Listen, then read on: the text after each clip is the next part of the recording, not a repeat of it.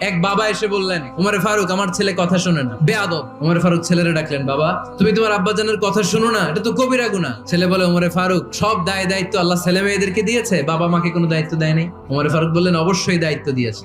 তাহলে বলেন আমার বাবার দায়িত্ব কি? উনি বললেন, প্রাইমারিলি প্রথমত 3 দায়িত্ব। পৃথিবীর প্রতিটি বাবার উচিত ছেলেদের মেয়েদের জন্য ভালো মায়ের ব্যবস্থা করা। 2 নম্বরে সুন্দর তার একটা নাম রেখে দেয়া। 3 নাম্বার তার আল্লাহর কিতাব শিক্ষা দেওয়া। এবার ছেলেকে আমার আব্বা 3টার একটাও করে নাই।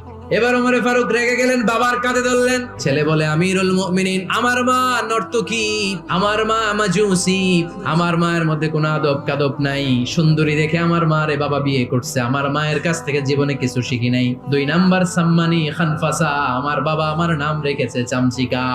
ওয়ালাম ইউআল্লিমনি হারফাম মিন কিতাবিল্লাহ, আমিরুল মুমিনিন, শুধু তাই না আল্লাহর কোরআনের একটা অক্ষর আমার বাবা কোনোদিন আমারে শিক্ষা দেয় না।